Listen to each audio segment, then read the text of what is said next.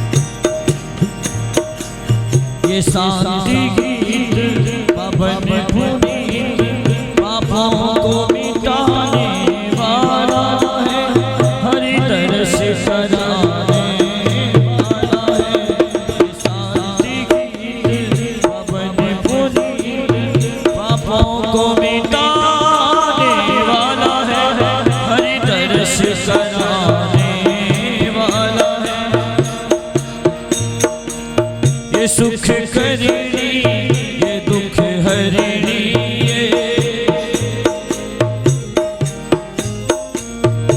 प्रभु महिमा की आरती, पापियों को पाप से है तारती। श्री भागवत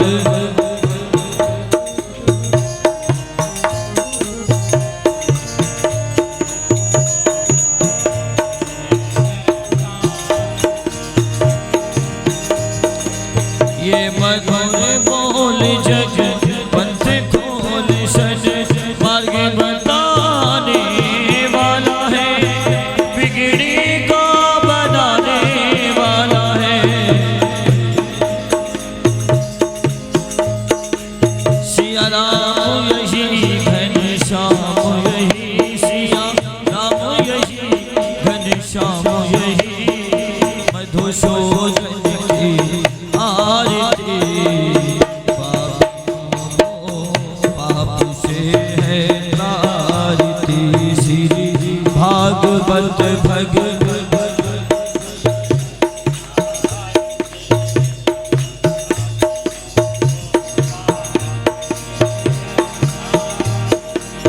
ये अमर ग्रंथ ये मुक्ति पंथ ये पंचम वेद निराला है, नवरात्रि जगाने वाला है।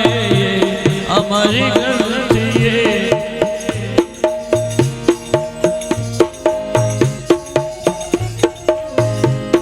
ज्योति जगाने वाला, हरि नाम यही हरि धाम यही, हरि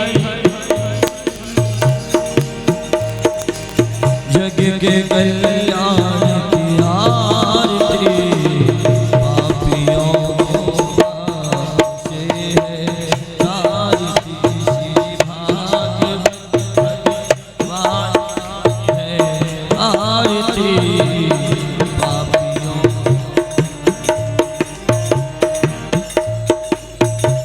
कर्पूर गौरव करुणावतार संसार सारम भुजगेन्द्रहारम सदा वसंतम हृदयारविन्दे भवभवानी सहितं मंदारमाला फूलकार काले कपाल माला शिखरे शराय दिगंबराय च दिगंबराय नमः शिवाय च नमः शिवाय।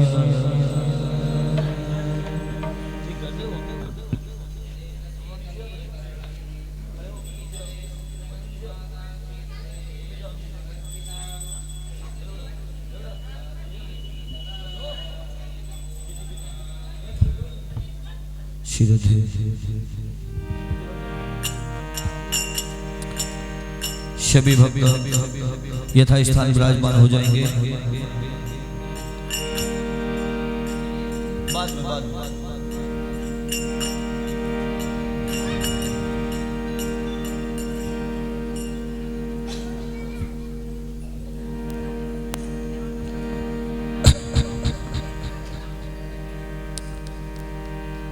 बोलिए भागवत महापुराण की, नैमी शरण धाम की।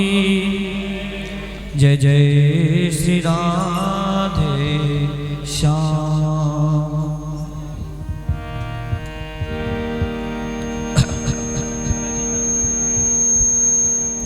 बकतुंड महाकाय शौर्य कोटि समप्रभा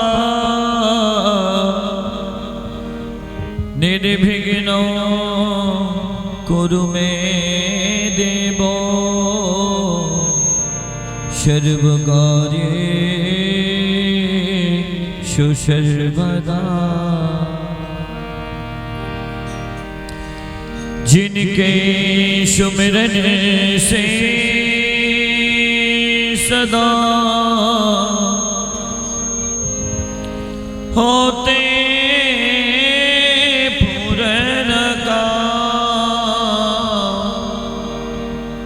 उन स्वामी गणराज को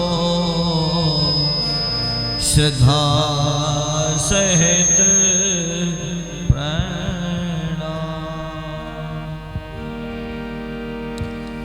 नमो देवी महादेवी शिवाय सततं नमः। नमः प्रकटाय भद्राय नियतः प्रणतस्मता।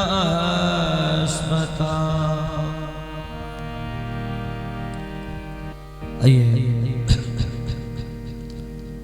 अपने अपने सद्गुरु भगवान के पावन चरणों में सुंदर भाव से अपने श्रद्धा सुमन अर्पण करेंगे।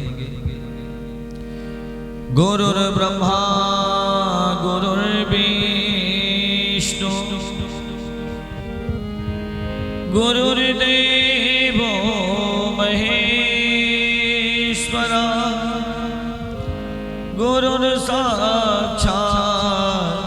परः ब्रह्मा तस्मै श्री गुरुवे नमः। जिन पितृ भगवान की कृपा से हम सभी भक्त यहाँ बैठे हुए हैं, हाथ जोड़ करके उन सभी पितरों के चरणों में पितृभ्यः स्वधायेभ्यः स्वधा नमः, पितामहेभ्यः स्वदायेभ्यः स्वधा नमः, प्रपितामहेभ्यः स्वधायेभ्यः स्वधा नमः। अक्षन्न पितरो मिमदन्ति पितरो सुधर्मः। नीलाम्बुज श्याममलकोमलाङ्ग सीता समारोह पितुवामभाग पाणौ महासायक चारुचाम नमामि रामं रघुवंशनाथ।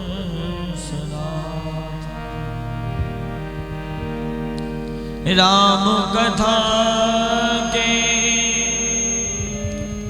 रसिक तुम भक्ति राशवती धीर आए सिंहासन लीजिए तेज पुंज मती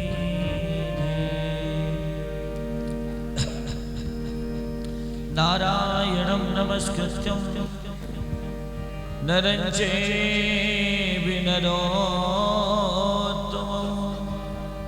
देवीं सरस्वतीं व्यासं ततो जयमुदीरये।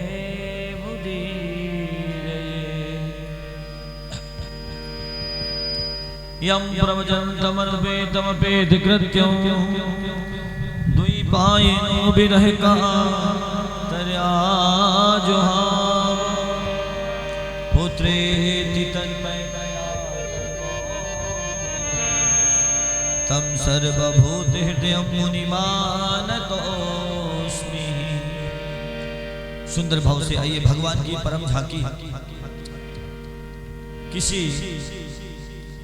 ज्ञानी ने कहा भगवान निराकार हैं, किसी ने कहा भगवान जो तपस्या करने वाले हैं उन भक्तों को हमेशा कृपा करने वाले हैं। संतों ने सारी बातों को भक्तों के माध्यम से सज्जनों भगवान का यहाँ बंधन बताया गया कि भगवान का सच्चा बंधन है क्या, क्या भगवान सोने के आसन पर विराजमान होते हैं? तो बोले ऐसे भगवान का वंदन करना है। संतों ने कहा नहीं भैया, भगवान का वंदन क्या है?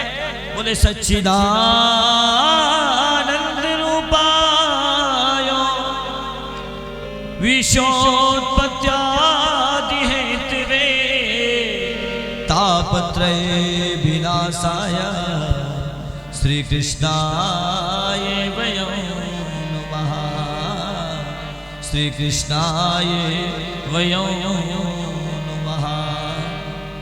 ऐसे भगवान जो सतचित आनंद से भगवान परिपूर्ण है, ऐसे भगवान वाके बिहारी के पावन चरणों में हम सभी भक्त बारंबार प्रणाम करते हैं।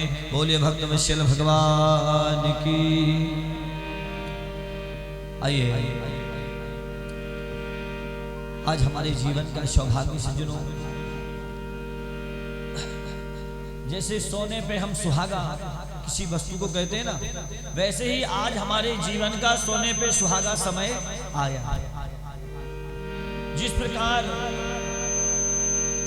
एक धूल का कण वायु के साथ बहुत बड़े आसमान की ओर चला जाता है, वैसे ही तीर्थ में और नैमिषारण्य तीर्थ में जब कोई भक्त कथा को श्रवण करता है तो एक पल की कथा 24 घंटों की कथा का फल देने वाली हो जाती है। 24 घंटों एक पल। और ऐसा हमारे जीवन का आज सौभाग्य हुआ।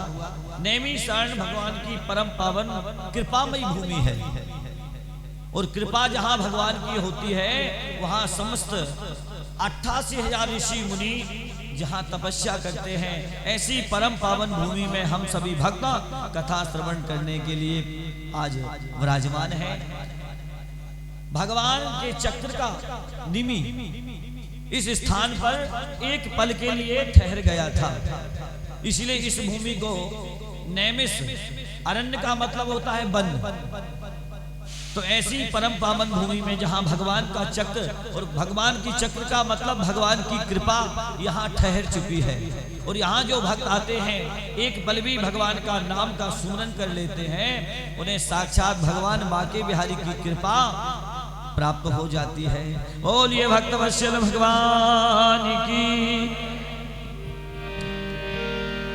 आज हम सभी भक्त उन 88,000 ऋषियों की तपस्थली में विराजमान होकर के अपने जीवन को धन्य बनाने के लिए सज्जनों भगवान की वांगमयी मूर्ति इस लखनऊ आश्रम, जिसे भगवान के परम भक्त एक संत के माध्यम से इस तपस्थली को अपने भजन के माध्यम से निर्माण किया गया है। एक एक इट्टी, ये ईंट, ये सीमेंट आदि आप देख रहे हैं, लेकिन इन सब में एक भक्त का भजन मिश्रित है। और ध्यान देना सज्जनों, मकान तो बन जाता है, लेकिन भगवान का घर कब बनता है? जहां भक्त भगवान का भजन करता है वहां भगवान के भक्त का घर बन जाता है। और ऐसे ही भक्त के घर में हमेशा भगवान विराजमान रहते हैं। आज हमारे जीवन का ये सौभाग्य, आज कथा का प्रथम दिवस है। कलश यात्रा के माध्यम से हम सभी भक्तों ने इस तीर्थ के समस्त देवी देवताओं को हमारे कलशों में विराजमान किया है। आइए सुंदर भाव से मनवाड़ी को पवित्र करते हुए आज की परम पावन वेला में सुंदर भाव से प्रवेश करेंगे। और सबसे पहले कथा में आप तभी बैठ पाएंगे जब मन को कथा में बिठा लेंगे। इसलिए अपने ग्रह को, जो हमारे तुलसीदास जी ने लिखा है कि ग्रह कारज नाना जंजाला, हम नैमिषारण्य में शरीर को तो ले आए हैं, लेकिन अभी हमारा मन किसी का घर में होगा, किसी का परिवार में होगा, किसी का दुकान में होगा। भगवान कहते हैं जब तुम संसार में रहते हो तब भी मैं तुम्हारे ऊपर कृपा करता हूँ, और जब तुम कथा में आ जाते हो तो तुम्हारे समस्त कर्मों को मैं गोवर्धन बनकर उठा लेता हूँ। इसलिए अब 7 दिन सुंदर भाव से अपने समस्त कर्मों को करते हो तुम कन्हैया, मेरा नाम हो रहा है, मेरा आपकी कृपा से सब काम हो रहा। ऐसा भाव रख करके सुंदर भाव से अपने अपने घर की सबका हो खोपी, तुम्हें पीर हरिहरन की शोधन धन रघुबीर। आइए सुंदर भाव से। एक तेरा सहारा है, एक तेरा सहारा है, आधार तू हमारा है, आधार तू हमारा। मेरे कान्हा तेरे भक्तों ने आज तुमको पुकारा है, एक तेरा सहारा। ताली सेवा देते हुए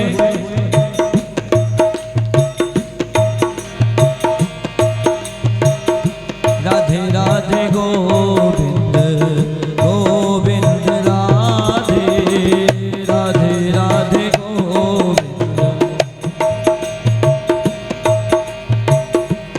गोविंद राधे गोपाल राधे गोविंद राधे गोपाल राधे गोविंद राधे जय गोपाल राधे गोविंद राधे जय गोपाल राधे जय राधे राधे गोविंद गोविंद राधे जय राधे राधे गोविंद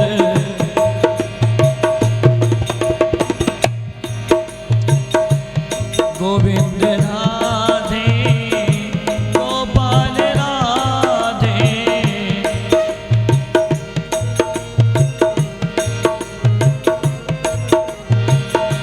गोविंद राधे प्यारो गोपाल राधे गोविंद राधे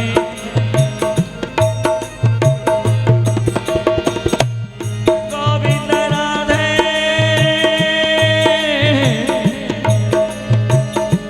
गोपाल राधे गोविंद राधे जय गोपाल राधे जय राधे राधे गोविंद गोविंद राधे जय राधे राधे जय राधे राधे गोविंद गोविंद। आइए सुंदर भाव से। करते हो तुम कन्हैया करते हो तुम कन्हैया मेरा नाम हो रहा है, मेरा आपकी कृपा से सब काम हो रहा है, मेरा आपकी कृपा से सब काम। राधे राधे गोविंद गोविंद। ताली सेवा देते हुए राधे राधे गोविंद गोविंद राधे राधे राधे राधे राधे गोविंद गोविंद राधे गोविंद राधे गोपाल राधे गोविंद राधे गोपाल राधा ओ राधा राधा राधा राधा। आइए आपने वृंदावन में हमेशा आपने देखा होगा जब जब वृंदावन में आप प्रवेश करते हो कोई कन्हैया का नाम नहीं लेता। किसका नाम लेता है? राधा जी का। क्यों?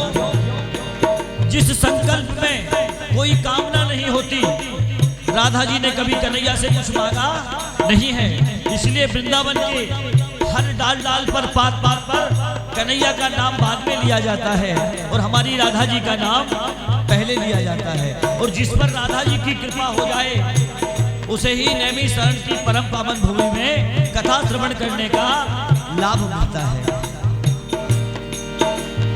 राधा राधा राधा राधा राधा राधा राधा राधा राधा राधा राधा राधा राधा राधा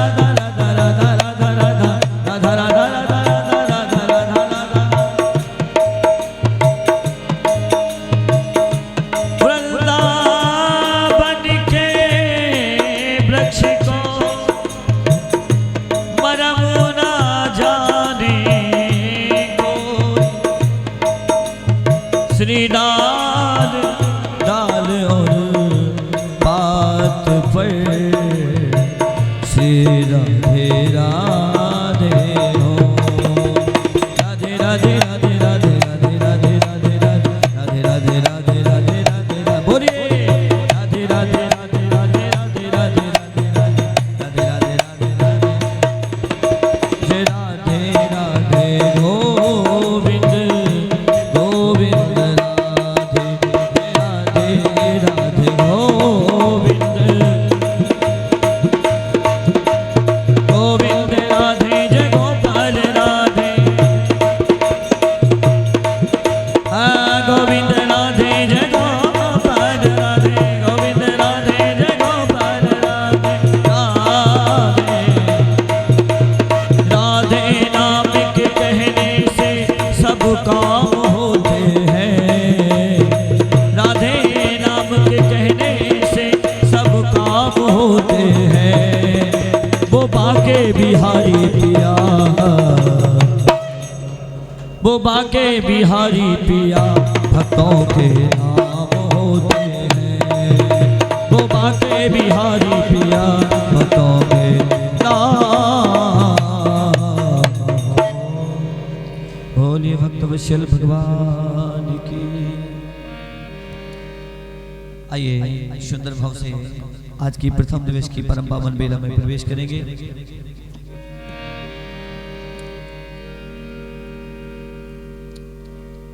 इस स्थान के सज्जनों महत्व जितने भी वर्णित किए जाए,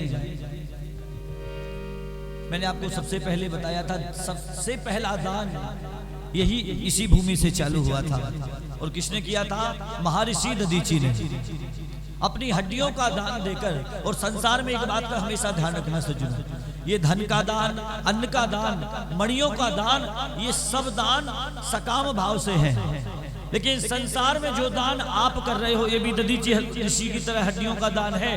जो अपने शरीर को भगवान की कथा में लगाता है, उससे बड़ा दानी संसार में कोई नहीं होता।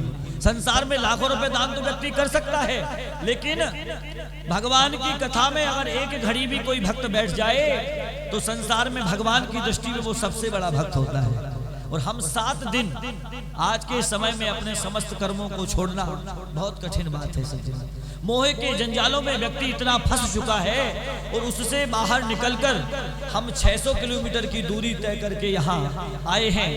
माने हम भगवान के पक्के भक्त बनकर आए हैं। बोलिए भक्तवत्सल भगवान की। और भगवान का सुदर्शन चक्र जो है वो भगवान की कृपा का प्रथम प्रसाद है।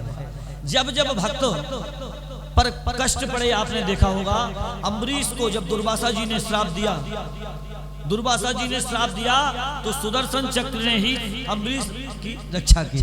तो संसार में जब जब काम क्रोध मद लोभ, बांस में आपने देखा होगा जो 7 गांठ का बांस होता है, 7 गांठ का ही क्यों लगाया जाता है? 8 का क्यों नहीं? 10 का क्यों नहीं? व्यक्ति के जीवन में 7 ही शत्रु हैं सज्जन। और भागवत बताती है उन शत्रुओं को दूर करने के लिए भगवान की कथा रूपी सुदर्शन चक्र का सहारा व्यक्ति के जीवन में होना चाहिए। क्योंकि संसार में सज्जनों ये पड़ोसी, ये रिश्तेदार, ये शत्रु नहीं है। सबसे बड़ा शत्रु कौन है व्यक्ति के जीवन में? काम। और संसार में जब काम सबसे बड़ा शत्रु प्रवेश करता है तो क्रोध, मद, लोभ, मान, मत्सर, ये 7 शत्रु व्यक्ति के जीवन में प्रवेश कर जाते हैं। और इसी से व्यक्ति दुनिया को दुश्मन समझने लगता है। और ये चीजें खत्म हो जाए तो पत्थर में भी भगवान को व्यक्ति देख लेता है।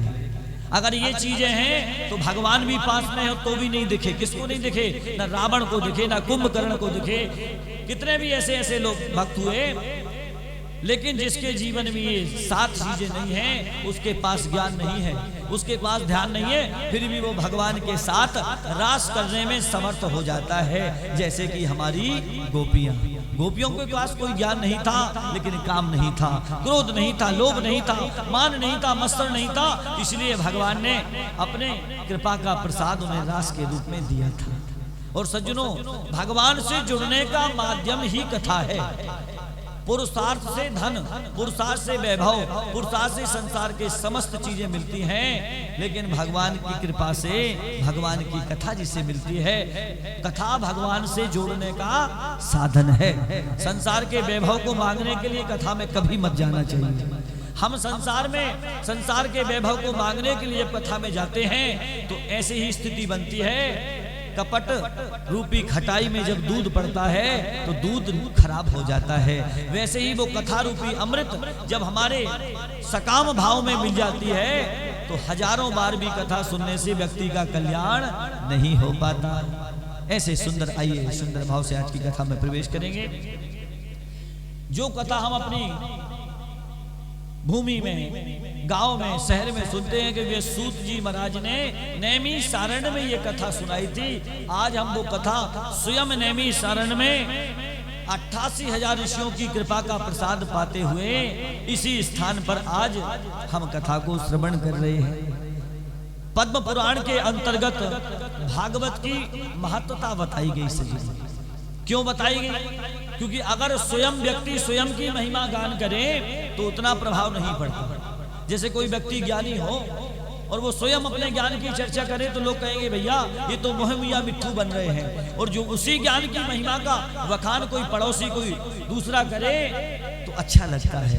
इसलिए इस भागवत की महिमा को हमारे सूत जी महाराज ने पद्म पुराण के अंतर्गत 6 अध्यायों में वर्णित किया है।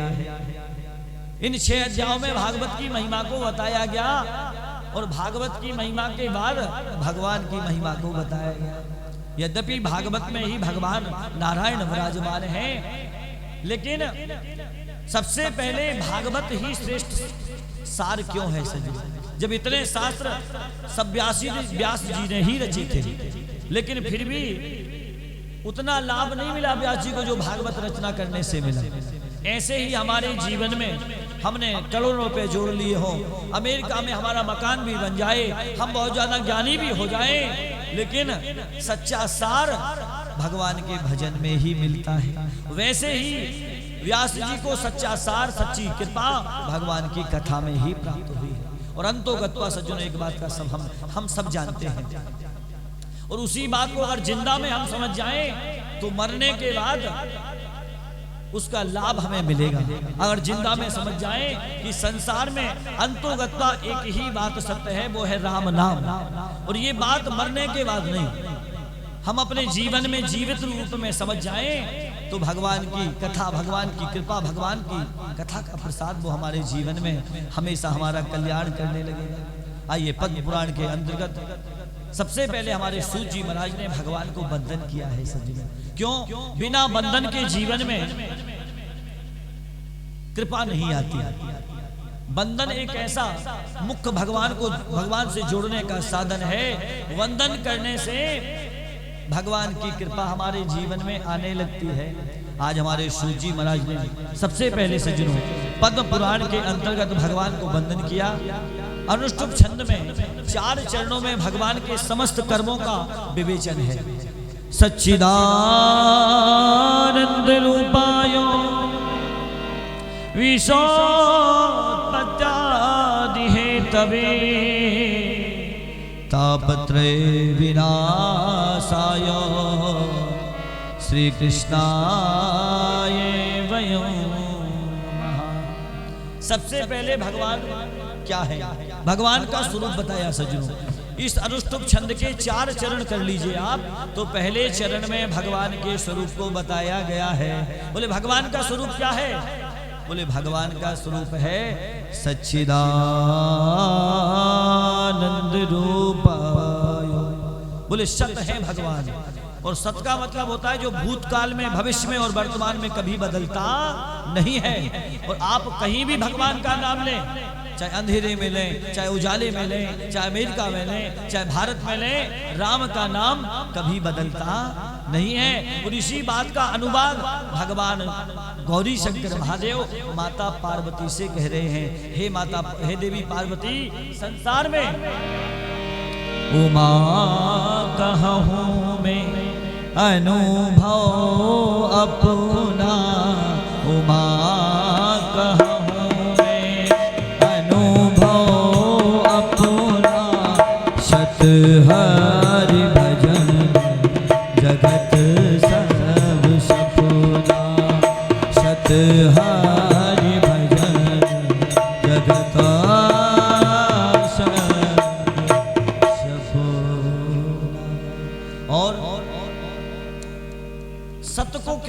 मान लो आप, जैसे करंट को कोई भी व्यक्ति छुए सज्जनों, अज्ञानी छुए चाहे ज्ञानी छुए, चाहे पापी छुए चाहे पुण्यात्मा छुए, सबको करंट लगता है। ऐसे ही सत्य को जो भी मानता है, देखो माना सबरी ने भी है और माना सूर्पनखा ने भी है, ध्यान देना कथा पर, माना कुंभकर्ण रावण ने भी है और माना विभीषण ने भी है। लाभ सबको मिला। और सबसे पहले ध्यान दीजिए सज्जनों, रावण को भगवान ने पहले मुक्त किया, विभीषण को बाद में किया। कथा कह रही है बस भगवान के नाम को तुम मान भर जाओ, चाहे दुश्मनी से मानो और चाहे भक्ति से मानो, तुम्हारा कल्याण जरूर होगा।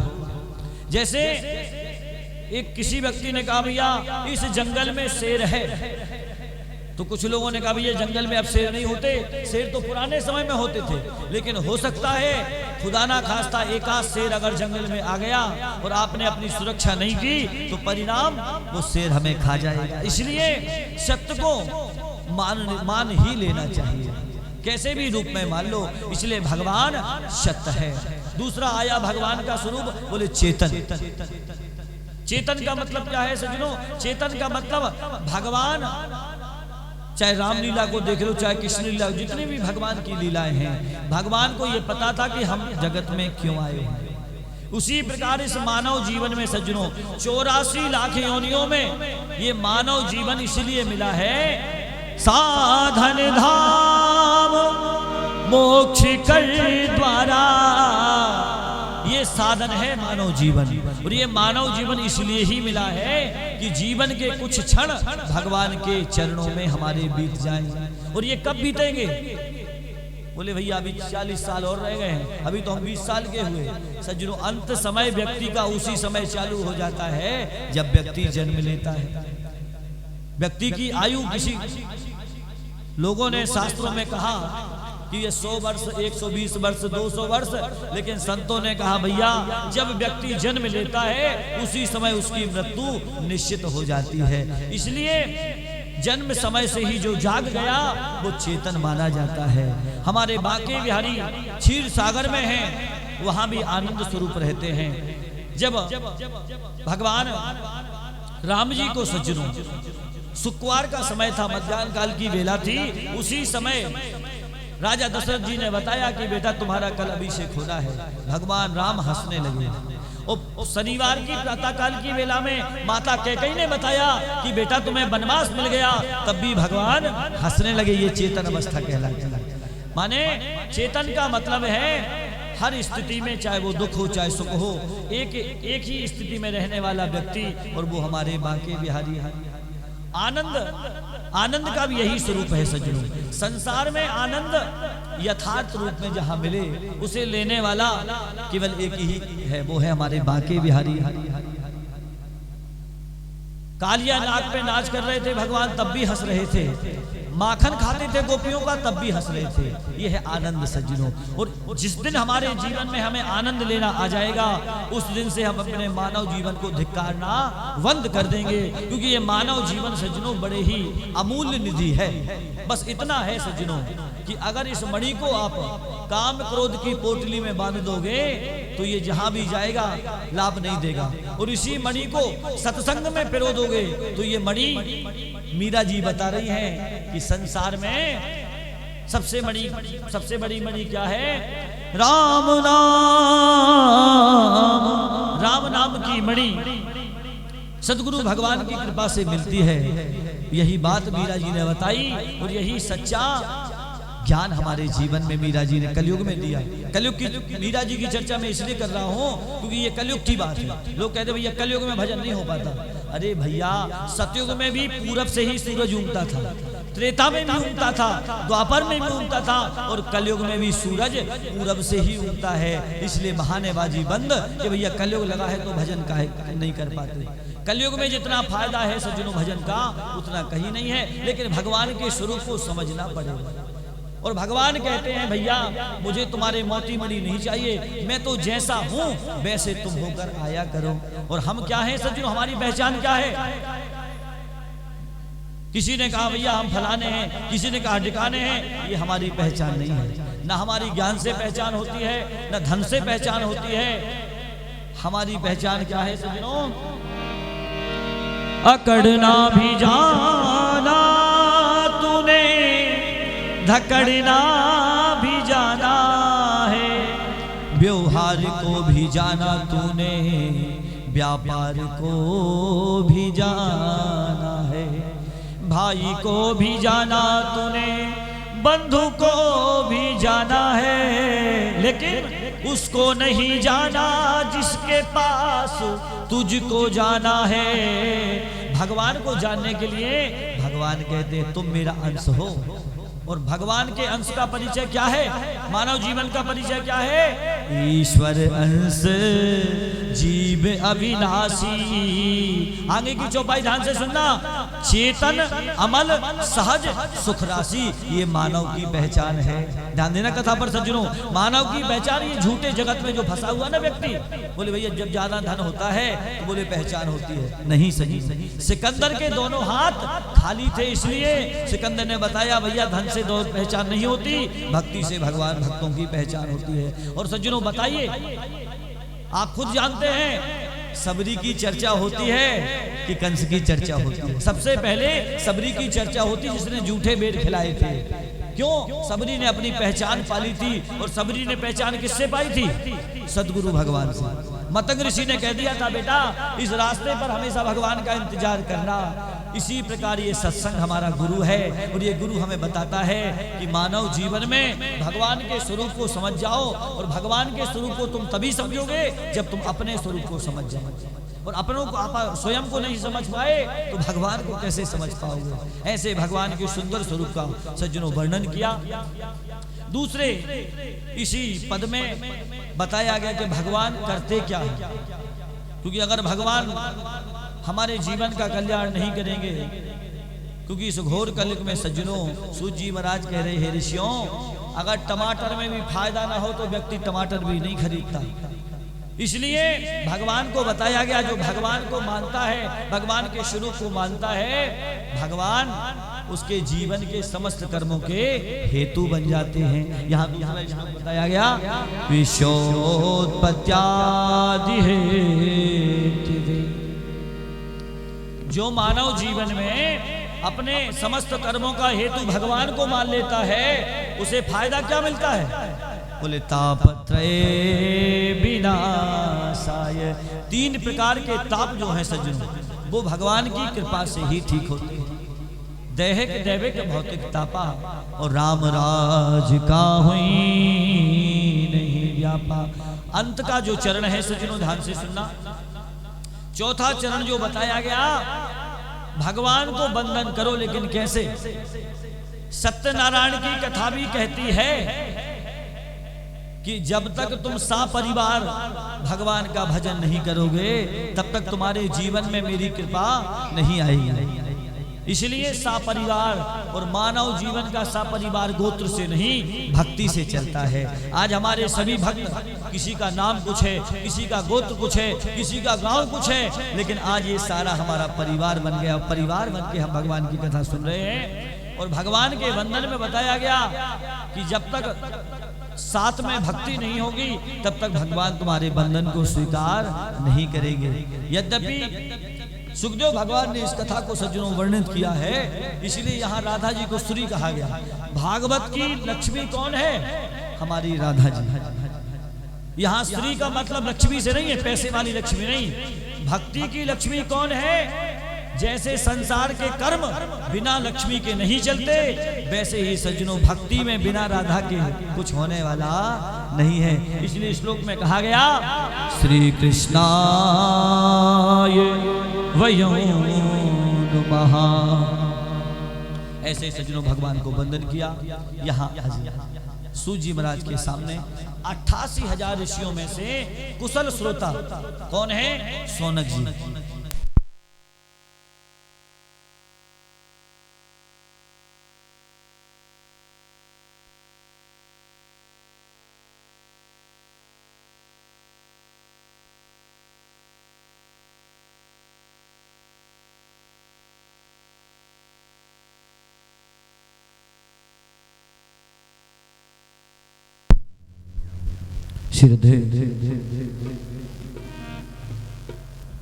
हेलो श्रीधे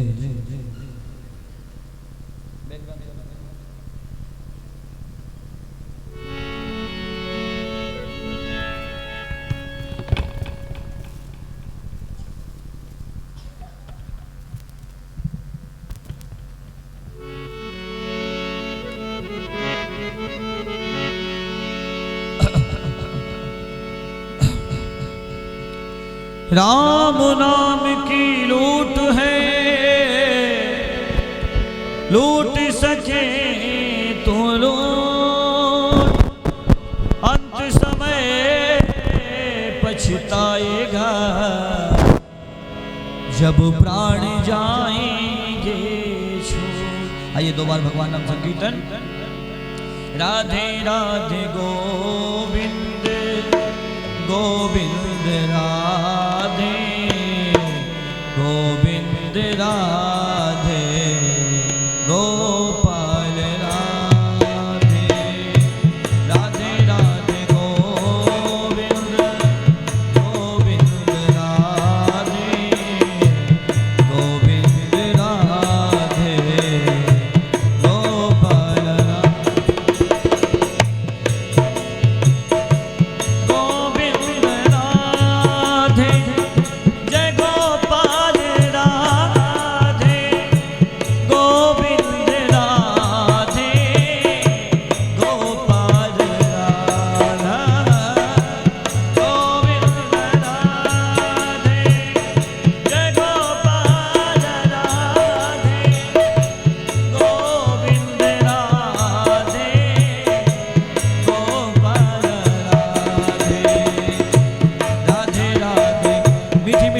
के साथ गोविंद राधे गोपाल राधे गोविंद राधे गोपाल राधे।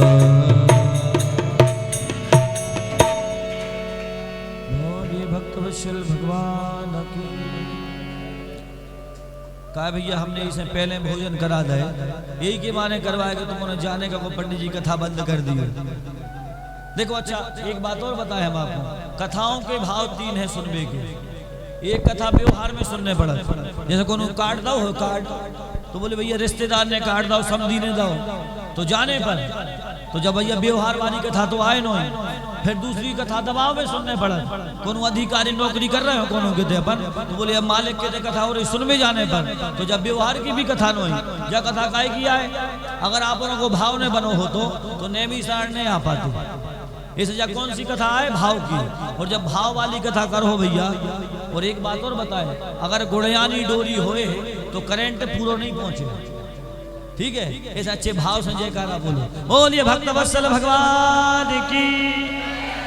हाँ, अपने सागर जिला की एक विशेषता है मनो, अन्य जिलों में आदमी 3 बार में समझ, अपने सागर जिला में आदमी 1 बार में समझ जाए।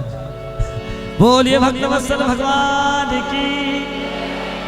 आज कुशल श्रोता सोनक जी को सूत जी ने कहा क्यों, आज सोनक जी ने इसी भूमि में सज्जनों ध्यान देना, जिस भूमि में हम बैठे हुए हैं इस भूमि में हमारे सोनक जी ने आज सूत जी को प्रणाम किया और सबसे पहला प्रश्न किया है, नेमी से सूत मासीनो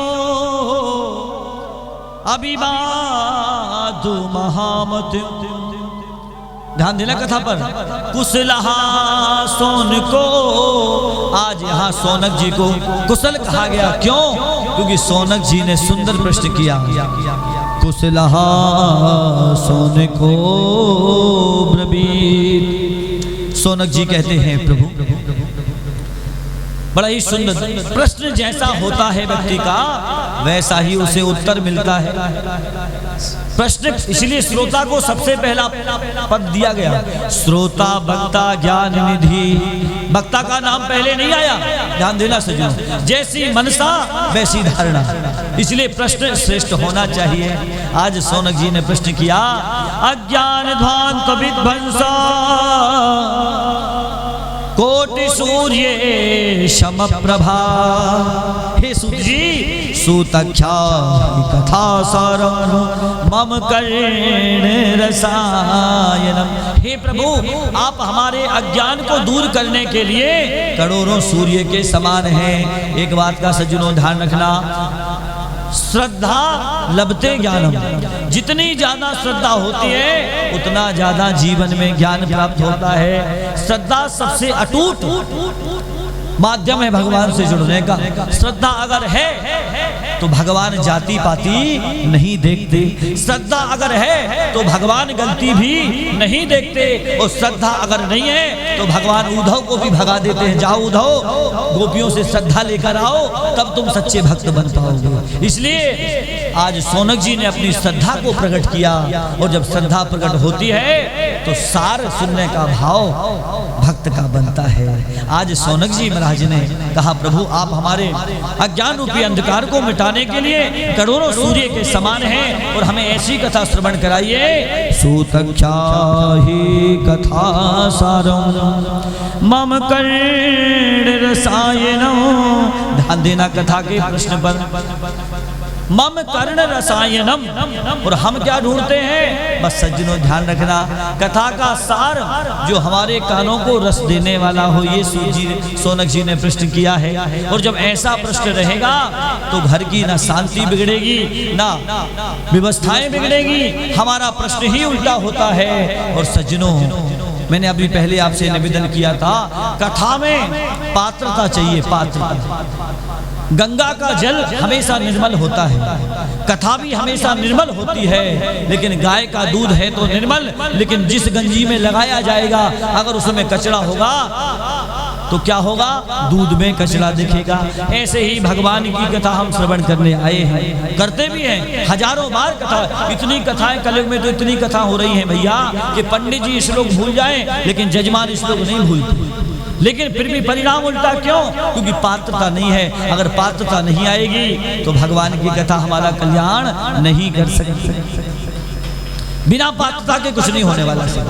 आज हमारे सोनक जी ने ऐसा सुंदर प्रश्न जब सुना, 5 प्रश्न सज्जनों किए। सबसे पहला प्रश्न क्या किया कि हे प्रभु, संसार में जो व्यक्ति है वो माया मोह निराशा वैष्णवे क्रियते कथम। माया मोह में फंसे हुए जीव का कल्याण कैसे हो सकता है? और आने वाले घोर कलयुग में हे सूत जी, व्यक्तियों की बुद्धि भी मंद होगी, व्यक्तियों का विचार भी मंद होगा, मंदा सुमंद मतयो भाग भी मंद होगा, तो ऐसे भक्तों का कल्याण कैसे हो सकता है? सूत जी ने 3 बार धन्य कहा। ध्यान देना सज्जनों, इस कथा को श्रवण करने के लिए आप आए हो, लेकिन 3 को फायदा है, 3 को फायदा है इस कथा का। 3 बार धन्य कहा। पहला धन्य किसे कहा? सूत जी ने सोनक जी के माता पिता को, दूसरा धन्य कहा गुरु को, और तीसरा धन्य कहा सोनक जी को। एक व्यक्ति कथा सुनता है और 3 को लाभ मिलता है, पुण्य का और पाप का। और आपने ध्यान भी दिया होगा, अगर हम गरुड़ पुराण के अनुसार ध्यान दें तो जब पिंडदान किया जाता है तो 3 पीढ़ी का ही होता है। इस पुण्य का लाभ 3 पीढ़ी को मिलने वाला है। लेकिन एक बात का ध्यान रखना, फिर मैंने कहा पात्रता चाहिए। अगर बिना पात्रता के कथा सुनोगे तो फायदा नहीं मिलेगा। सूत जी ने कहा, हे ऋषियों, मैं आपको ऐसी भगवान की महिमा कथा का श्रवण कराऊंगा जो व्यक्ति के जो जीवन, जिसका काल व्याल मुखग्रासा, हर व्यक्ति का जीवन हे सोनक जी काल रूपी उस व्याल के मुख में पड़ा हुआ है। लेकिन भगवान की कथा ऐसे जीव को भी काल रूपी व्याल के मुख से बाहर निकाल देती है। बोले अच्छा, ऐसी कथा क्या है? बोले भगवान सप्ताह ज्ञान यज्ञ की विधि आज हमारे सूत जी ने यहाँ सज्जनों श्रवण कराई। लेकिन यहाँ एक संदेश दिया कि हे सोनक जी, आपका तो ऐसा भाव है, लेकिन संसार में लोग कथा को समझ नहीं पाते। और आज कहते हैं लोग, अरे कथा से कुछ नहीं होगा, कर्म करो। और जब कर्म की गति बिगड़ती है तो फिर कथा की ओर आते हैं। इसलिए हम शुरू से ही कथा की ओर जाए तो कर्म की गति ही नहीं बिगड़ेगी, और कर्म की गति नहीं बिगड़ेगी तो हमें फिर 84 लाख योनियों में भटकना नहीं पड़ेगा। और ये कथा जो श्रवण कर रहे हो सज्जनों, कोई कहता है भैया जब कोई खत्म हो जाता है ना तो उसे ये कथा सुनाई जाती है। संतों ने कहा तुम मूर्ख हो, मरने वाले व्यक्ति के लिए कथा नहीं होती, जो जीते जी मर गया उसे ये कथा सुनना चाहिए। कौन मर गया? बोले अकड़ना मुर्दे की पहचान होती है और झुकना इंसान की पहचान होती है। जो जीते जी झुकना बंद कर दिया, ऐसे मुर्दे को ये कथा जिंदा करने वाली है। ऐसे मुर्दे को, मरने वाले व्यक्ति को नहीं, ध्यान देना सज्जनों, मरने वाला व्यक्ति तो अपने कर्म से ही मुक्त हो जाता है, लेकिन हम जीते जी अकड़ चुके हैं, कोई धन से, कोई वैभव से, कोई ज्ञान से। ऐसे अकड़े हुए व्यक्ति को ये भागवत ठीक करने के लिए बनाई गई है। बोले भक्तवत्सल भगवान की। सोनक जी ने कहा तो एक काम करो, इस कथा की महिमा बताओ। बोले मैं नहीं बता रहा, इस कथा की महिमा स्वयं भगवान सुखदेव ने बताई। जब राजा परीक्षित को श्राप लगा, और ध्यान देना सज्जनों, ये कथा पैसे से भी नहीं होती। अरे देवता तो अमृत लेकर आए, सुखदेव भगवान ने भगा दिया, जाओ देवताओं, अमृत देने से ये कथा नहीं मिलेगी। राजा परीक्षित सामने बैठे हुए हैं, देवताओं ने कहा राजन ये अमृत का कलश तुम ले लो, तुम अमर हो जाओगे, ये कथा हमें सुन लेने दो। माने इससे अंदाजा लगा लो कि हम सब भक्त देवताओं से भी श्रेष्ठ हैं, मानव जीवन देवताओं से भी श्रेष्ठ है। और सज्जनों ये बताओ, अगर मृत्यु लोक श्रेष्ठ नहीं होता तो भगवान धराधाम से, अपने धाम से उतर के मृत्यु लोक में आते क्यों? इसलिए कभी अपने मृत्यु लोक को दोष नहीं देना चाहिए, ना अपने जीवन को दोष देना चाहिए। अरे अगर मृत्यु लोक नहीं होता तो भगवान जन्म कहाँ लेते? अगर नैमिषारण्य की परम पावन भूमि नहीं होती तो सूत जी कथा कहाँ कहते? इसलिए सज्जनों, इस मानव जीवन को धिक्कारना नहीं है, इस मानव जीवन को नैमिषारण्य की परम पावन भूमि में आप जैसे भक्तों की तरह अपने जीवन को लगाकर सिद्ध कर देना। आज राजा परीक्षित ने देखा, राजा परीक्षित नहीं बोले, सुखदेव भगवान ने कहा अरे देवताओं, ये तुम्हारा अमृत ऐसे है, क्वच काचा क्वच मणि महान, ये तुम्हारा अमृत ऐसे कांच की तरह है जो टूटने पर कभी जुड़ता नहीं है। देवताओं को भगा दिया, देवता ब्रह्मा के पास पहुंचे, ब्रह्मा से एक बात बताइए, भगवान की कथा में इतना पावर है कि हमारे अमृत को भगवान सुखदेव ने झूठा कर दिया। ब्रह्मा जी ने कहा ऐसे नहीं, तुलना करो। तब ज्ञान के पल्ले पर सज्जनों सारे पुराणों को रखा गया और एक पल्ले पर भागवत को रखा गया, लेकिन भी एक भी पुराण भागवत के पल्ले को हिला नहीं सका। क्यों नहीं हिला सका? जहाँ सज्जनों भगवान की भक्ति है वहाँ संसार के सारे ज्ञान फीके पड़ जाते हैं। और सज्जनों, कहा भी भक्तों ने, मिलता है सच्चा सुख केवल सिया राम तुम्हारे चरणों में, ये बिनती है हर पल हर क्षण रहे ध्यान तुम्हारे चरणों में, रहे ध्यान तुम्हारे चरणों में। ऐसी भागवत की महिमा सज्जनों श्री सूत जी महाराज यहाँ श्रवण करा रहे हैं। श्री सूत जी महाराज कहते हैं, ऋषियों, इस कथा को सुनने के भाव दो होते हैं।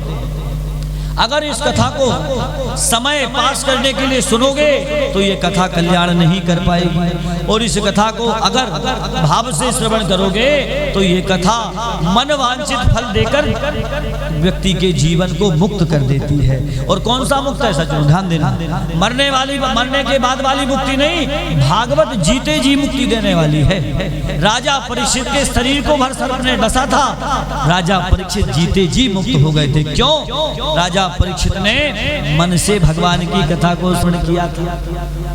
आज सुंदर भाव से सज्जनों सूत जी महाराज ने यहाँ कथा का महात्मा बताया और भगवान की कथा यहाँ से सज्जनों महात्मा के माध्यम से प्रारंभ की है। एक दाही विशालाया चत्वारिशियो मनः सत्संघार्थ समायाता तत्र सो तत्र नारदम। विशालपुर नाम की नगरी के नीचे भगवान ब्रह्मा के 4 पुत्र, जो बचपन से ही ब्रह्मा ने तो दिया था श्राप, लेकिन वो बन गया वरदान। जो बचपन जीवन भर चलता है वो कभी श्रापित नहीं होती। चारों पुत्रों को ब्रह्मा ने श्राप दिया तुम बच्चे रहो और बच्चों को कभी कोई दोष नहीं लगता। आज चारों ब्रह्मा के मानस पुत्र भगवान का सत्संग करते करते विशालपुर नाम की नगरी में पहुंचे और वहां रास्ते में चलते चलते दूर से नारद जी को आते हुए देखा कि माथे पर चिंता की किरणें हैं और पास में जाकर प्रश्न करने लगे, अरे नारद जी आपके माथे पर चिंता की किरणें क्या कारण है? क्योंकि हम ऐसे हमारे जीवन में मणि, हमारे जीवन में ऐसी मणि है जो कोई लूट नहीं सकता और लूट भी ले तो वो दिनों दिन बढ़ने वाली है। आपकी चिंता का विषय क्या है? नारद जी ने कहा, हे ऋषियों आपने प्रश्न तो बहुत अच्छा किया, मेरी चिंता का विषय संसार नहीं है। संत का सबसे पहला लक्षण होता है सज्जनों, जो दूसरों के कल्याण के लिए चिंता करता है उसे प्रथम कोटि का संत कहा गया। नारद जी ने कहा मेरी चिंता का विषय यह है कि मैं किसी के वचन को पूर्ण नहीं कर पाया। तब यहाँ से जो नारद जी ने अपने परिपूर्ण संवाद को सनकादिक ऋषियों को श्रवण कराया। हे ऋषियों एक बार की बात है, मैंने संसार में मृत्युलोक को श्रेष्ठ समझा और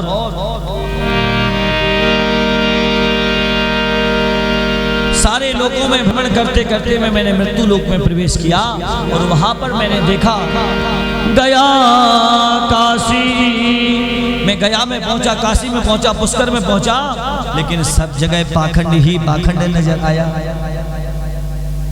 मैंने संसार के जितने भी तीर्थों में प्रवेश किया वहां पर आत्म शांति खत्म हो चुकी है। मैंने वृंदावन में प्रवेश किया तो वहां भी मैंने देखा बोर्ड लगा हुआ है फलाहारी बाबा का, लेकिन जब अंदर प्रवेश किया तो हजारों बोरे अनाज पड़े हुए हैं। दूसरा पाखंड देखा, बोले भैया ये कौन है? बोले सन्यासी बाबा, और बोले 4-5 बच्चे खेल रहे हैं। ऐसे ऐसे पाखंड को मैं देखता गया, लेकिन जब यमुना के तट पर पहुंचा, ध्यान देना सज्जनों, ये नैमिषारण्य की परम पावन भूमि में भगवान ने इस भूमि को सिद्ध किया है। यहाँ निर्मलता दिनों दिन बढ़ती है, यहाँ घटती नहीं है। और ध्यान देना सज्जनों, जब तक जिस कथा में निर्मलता नहीं आएगी उस कथा में भी आनंद आने वाला नहीं है। क्योंकि भगवान सुंदरकांड में आप प्रवेश करो, नारद जी यमुना के तट पर पहुंचे तो कह रहे, हे ऋषियों मेरा भजन चालू हो गया था।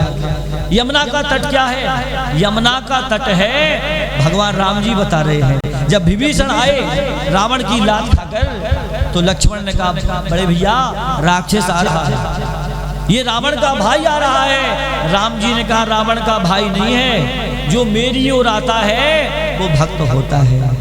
और यहाँ बताया भक्त की पहचान, निर्मल मना जन सो मोहि पावा, मोहे कपट छल छेद न भावा।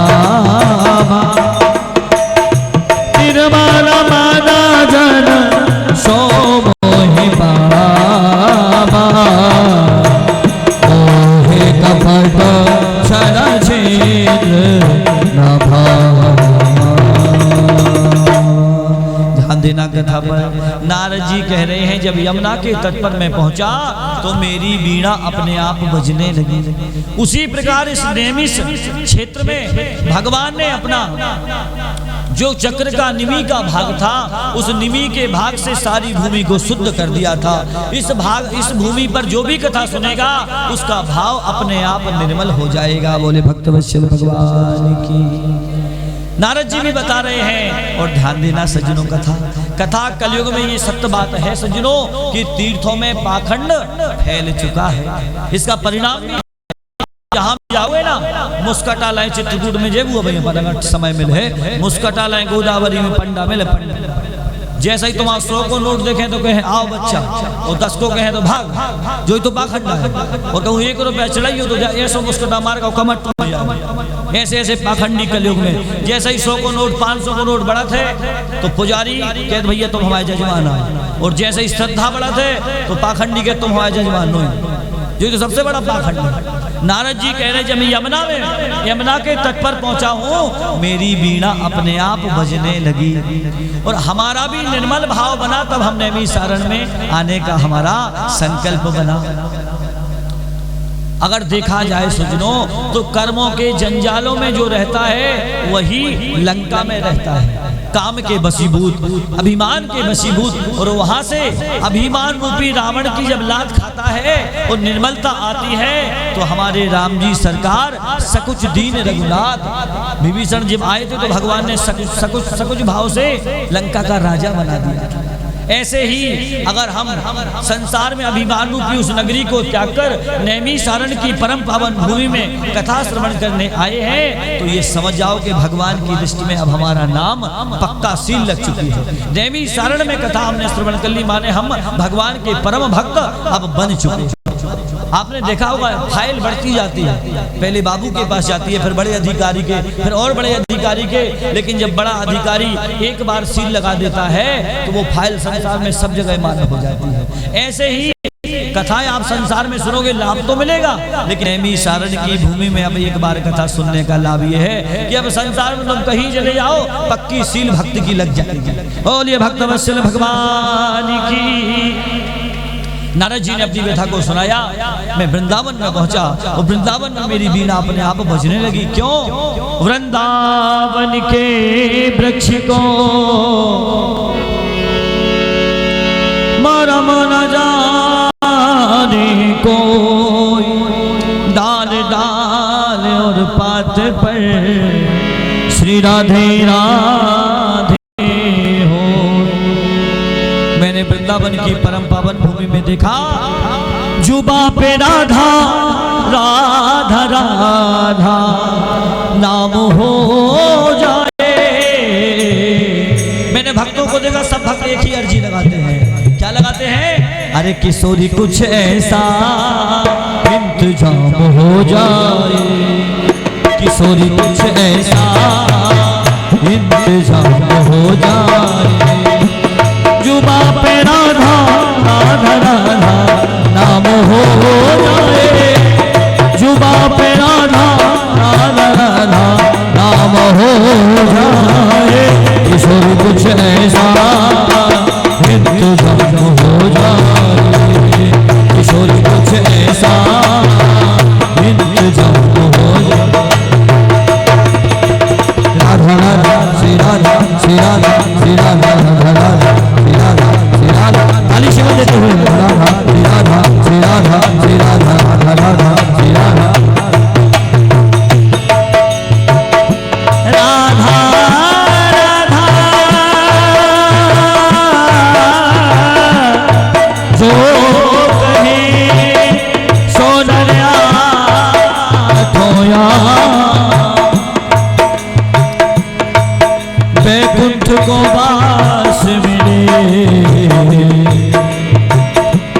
श्री बाकी बिहारी घनश्याम। जुबा पे राधा राधा राधा नाम हो जाए, जुबा पे राधा राधा राधा नाम हो जाए।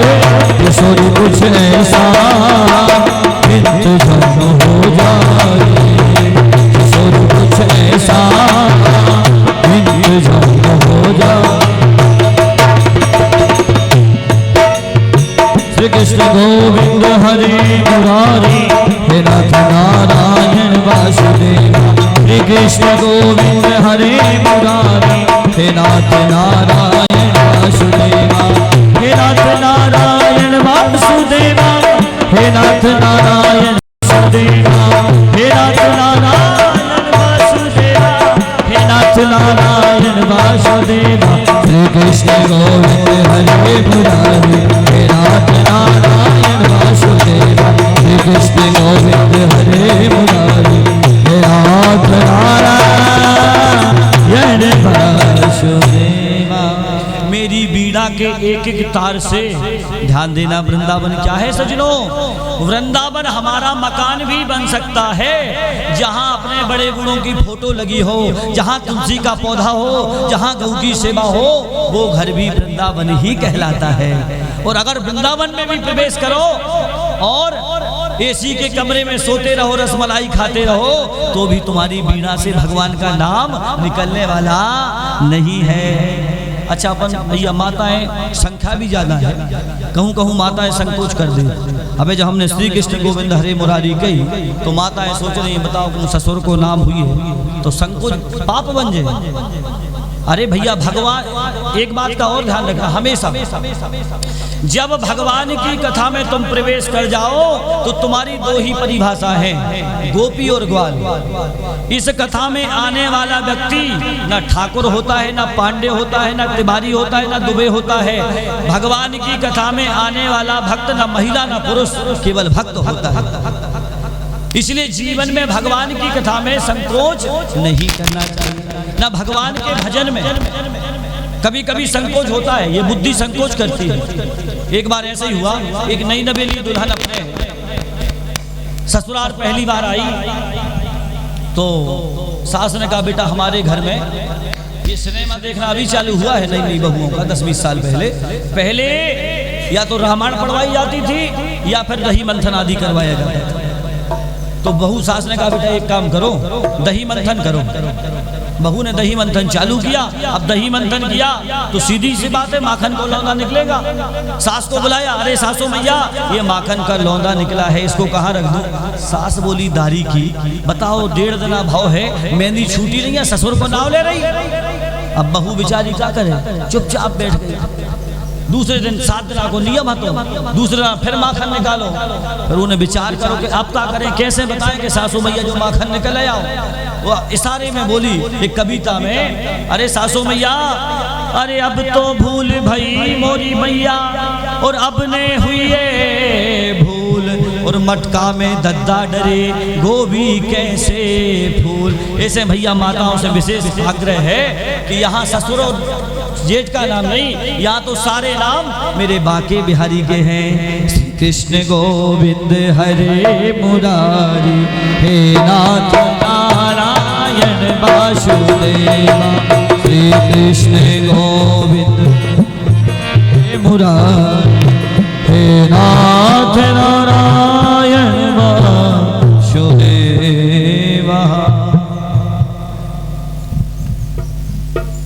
बोलिए भक्तवत्सल भगवान की जय। आज नारद जी ने कहा मैं वृंदावन में प्रवेश किया और मैंने अपनी वीणा से समस्त तारों के द्वारा भगवान का भजन किया। आगे बढ़ने लगा, भो भो साधु क्षणं तिष्ठो मम चिंतामपि नाशया, दर्शिनं तब लोकस्य सर्वथा गहरम परम। किसी ने मुझे आवाज लगाई, भो साधु क्षणम तिष्ठो। मैं रुक गया लेकिन पीछे नहीं मुड़ा। वो स्त्री मेरे सामने आई, फिर भी मैंने उसे देखा नहीं, क्योंकि पराया धन पराया स्त्री कभी देखना नहीं चाहिए। लेकिन उसने बार बार मुझे आग्रह किया और उसने मेरा परिचय दिया, भो साधु क्षणम तिष्ठो मम चिंतामपि नाशया। हे नारद जी मैं आपको पहचानती हूँ, मैं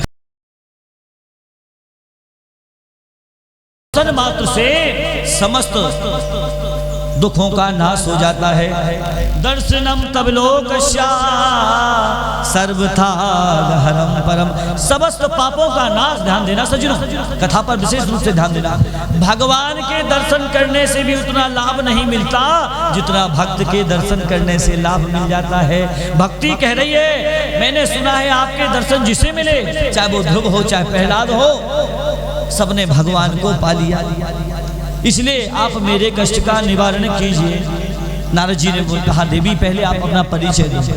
अपना परिचय नहीं दोगी तो मैं आपके कष्ट का निवारण कैसे करूंगा। भक्ति ने अपना परिचय दिया, मेरा नाम भक्ति है। अहम भक्ति खितिराता इमौ में तनयौ मतौ। मेरा नाम भक्ति है।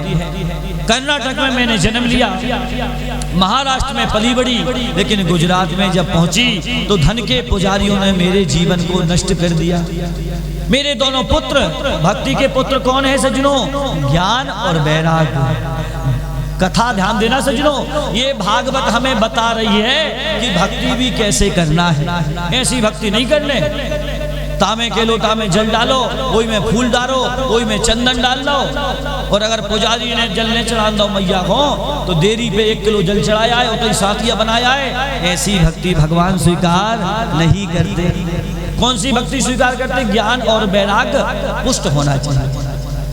भक्ति तो संसार में सब करते हैं सज्जनों, लेकिन भक्ति हमें ये सिखाती है जैसे हम समय पर खाते हैं। अच्छा, भूख लगती तो कहना नहीं पड़ता, शरीर से दुर्गंध आती है तो हम नहाते हैं, कपड़े पहनना पड़ते हैं तो अच्छे अच्छे कपड़े पहनते हैं, और जब भक्ति की बात आती है तो कहते हम भगवान का छू नहीं जाने। भगवान भी कहते अच्छा, जब कपड़ा खरीद में जा तो जब तो तुम सबको छू जाना, और जब हमारी बात आओ तो कहते हम कछु नहीं जाना। भगवान कहते हैं भक्ति ज्ञान वैराग्य तीनों जीवन में चाहिए। अगर भक्ति अकेली है तो वो बांझवानी गई।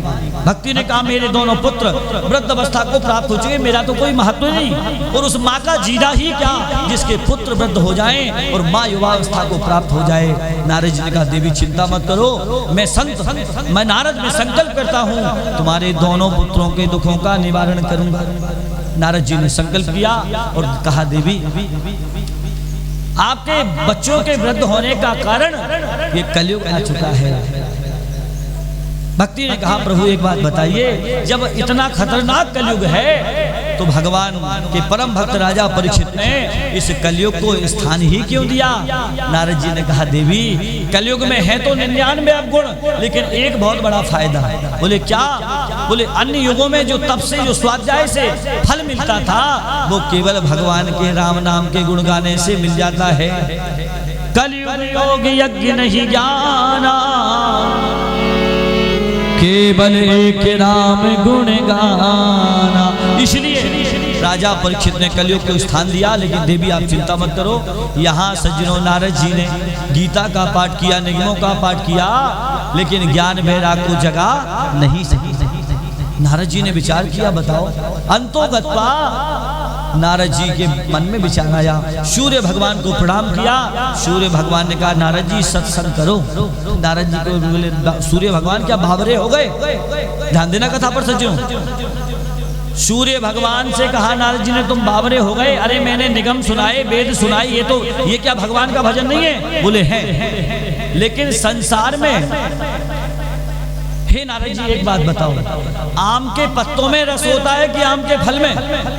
नारद जी ने कहा आम के फल में। तो नारद जी सत्संग में ही रस होता है। वेदों में वेद हैं, लेकिन गन्ना जो होता है उसे मशीन में पिरोकर जब उस गंजी में गन्ने के रस को निकालोगे और गिलास में दोगे तो पीने वाला गटागट पी जाएगा। और अगर गन्ना चूसने दोगे तो दांत चाहिए, अच्छे दांत भी चाहिए, गन्ना की और व्यवस्था। इसलिए सारे शास्त्रों का सार जब आप श्रवण कराओगे तभी वृद्ध ये जो ज्ञान वैराग्य हैं इनका वृद्धपन खत्म हो सकेगा। नारद जी का सत्संग, बोले आप बद्रीनाथ जाइए।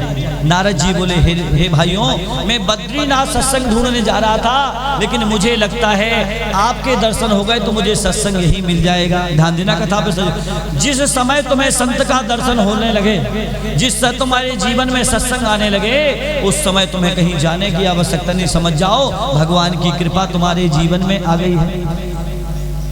चारों ऋषियों ने कहा नारद जी बताओ, हमने खोदा पहाड़ और निकली चींटी, इतना सा काम तुम इतने ज्यादा चिंतित हो? नारद जी बोले भैया कई दिन हो गए। जब सनकादिक ऋषियों ने कहा चिंता मत करो, आप ज्ञान वैराग्य भक्ति को हरिद्वार में ले आओ, वहां हम भगवान की कथा की महिमा श्रवण कराएंगे तो अपने आप तुम्हारे दुख का निवारण हो जाएगा। नारद जी ने कहा क्या सुनाओगे? बोले सप्ताह ज्ञान की विधि। बोले ये क्या है? बोले ये भगवान की कृपा की महिमा है। बोले अच्छा, इससे कल्याण होगा? बोले हाँ। बोले ऐसे नहीं, प्रैक्टिकल करेंगे।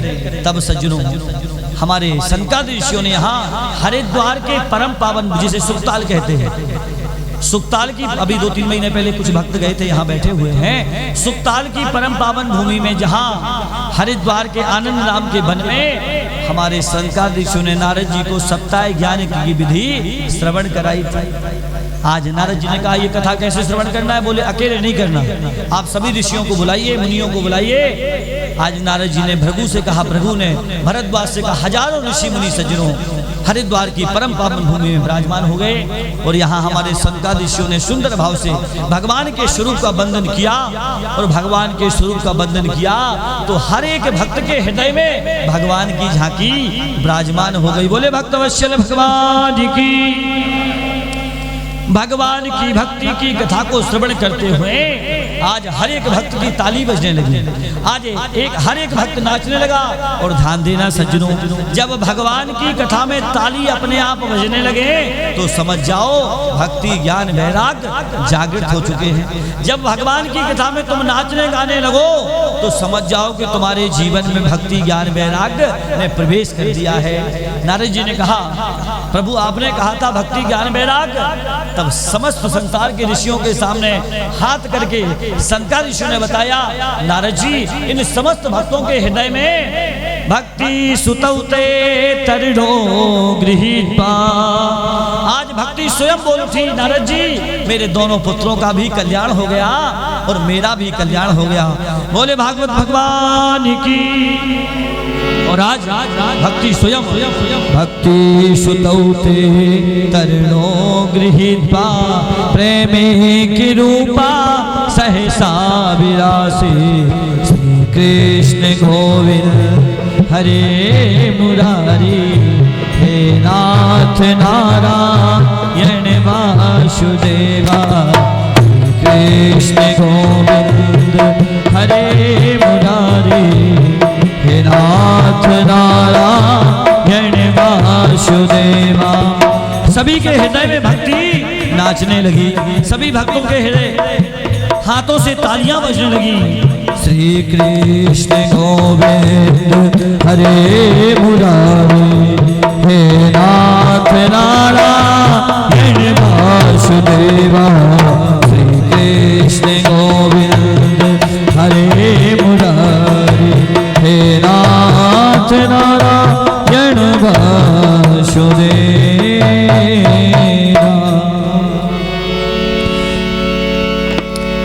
भक्ति सुतौतो तरणो गृहीत्वा प्रेमे की रूपा सहसा विरासी श्री कृष्ण गोविंद हरे मुरारी नाथेति नामानि मुहुर्बदन्ति।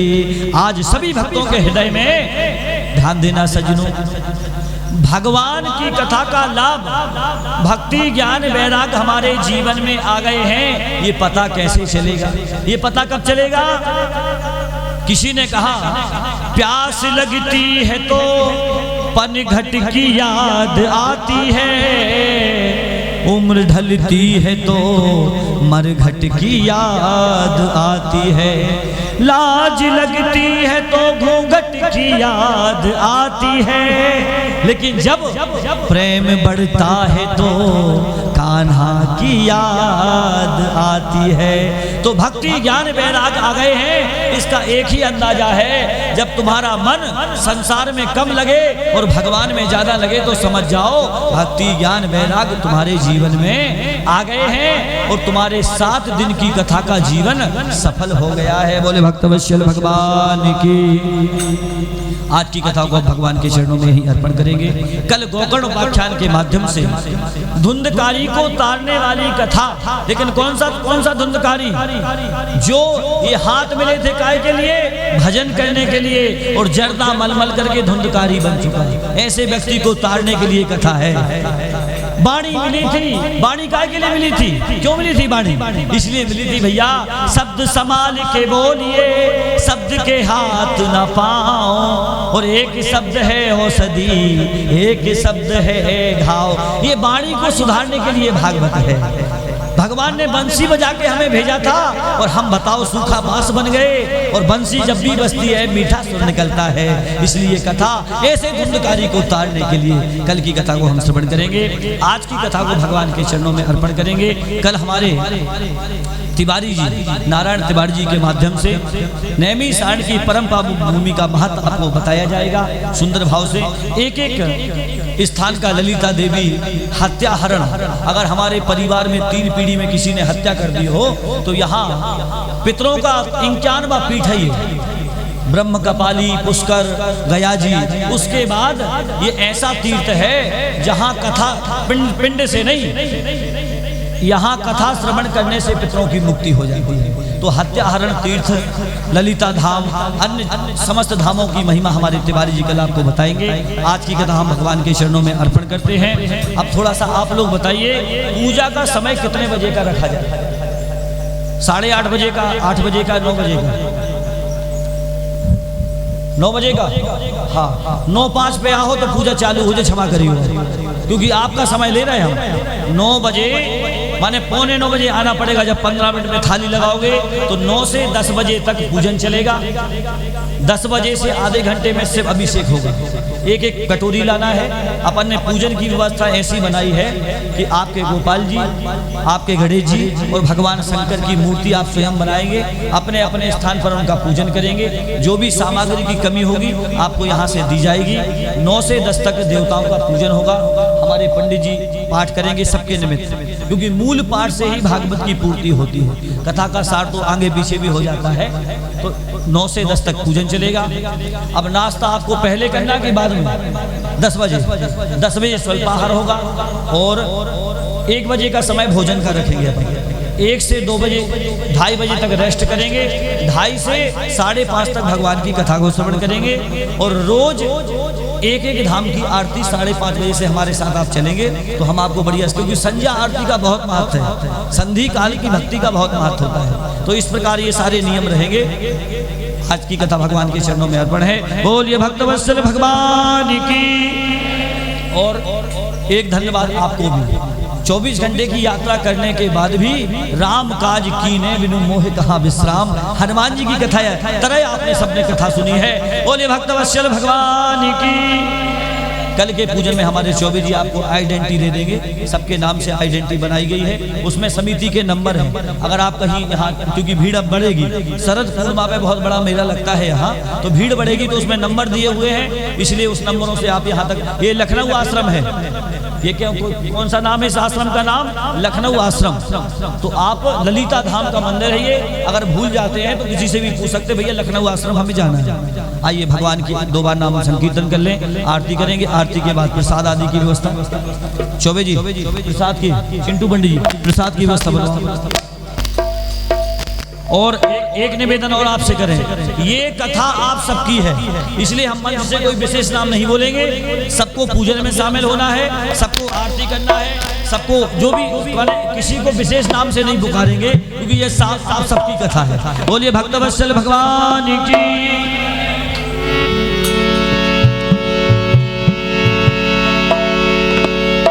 जब तलक है जिंदगी फुर्सत न होगी काम से, कुछ समय सा निकालो प्रीत कर लो मेरे नाम से। आइए आरती करते हुए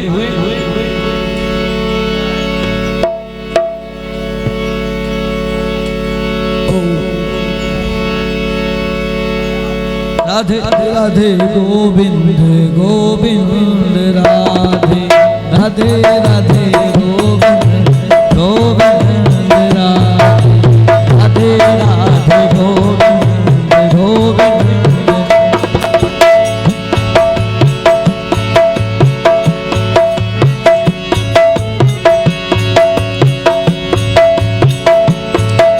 तेरी आरती, हाँ तेरी आरती, तेरी आरती, हाँ तेरी आरती। हमने बसा कर तेरी मूर्ति, उतारों में भगवान तेरी आरती। तेरी आरती, हाँ तेरी आरती, तेरी आरती, हाँ तेरी आरती, तेरी आरती, हाँ तेरी आरती। हमने बसा कर तेरी मूर्ति, उतारों में भगवान तेरी आरती। करुणा करो कष्ट हरो, ज्ञान दो भगवान, भाव में फंसी नाव मेरी तार दो भगवान। करुणा करो कष्ट हरो जान दो भगवान। भाव में फंसी नाव मेरी तार दो भगवान।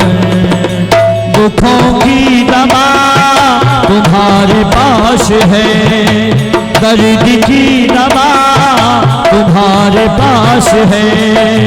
जिंदगी दया की है भीख मांगते, मन में बसा कर तेरी मूर्ति उतारो में भगवान। मांग तुझसे क्या मैं यही सोचता भगवान। जिंदगी जब नाम तेरे कर दी अर्पण। मांग तुझसे क्या मैं यही सोचता भगवान। जिंदगी जब सब कुछ तेरा कुछ नहीं मेरा, सब कुछ तेरा कुछ नहीं मेरा। चिंता है तुझे संसार के, मन में बसा कर तेरी मूर्ति उतारो में भगवान तेरी आरती। वेद तेरी महिमा गाई संत करे भाव। नारद गुणगान कर छेड़ बीड़ा तार। वेद तेरी महिमा गाई संत करे भाव। नारद गुणगान कर छेड़ बीड़ा। भक्त तेरे द्वार करते हैं पुकार। भक्त तेरे द्वार करते हैं पुकार। संसार नाथ फिर करे आरती। मन में बसा कर तेरी मूर्ति उतारो में गिर तेरी आरती। कर्पूर गौरव करुणावतारं संसार सारं भुजगेन्द्रहारं। सदा वसन्तं विद्यारविन्दे भवं भवानी सहजं नमामि। मन्दारमाला फुलगालमाले कपालमाला शिखिरे शरायो। दिगंबराय च दिगंबराय नमः शिवाय च नमः शिवाय। नमः शिवाय च नमः शिवाय नमः शिवाय च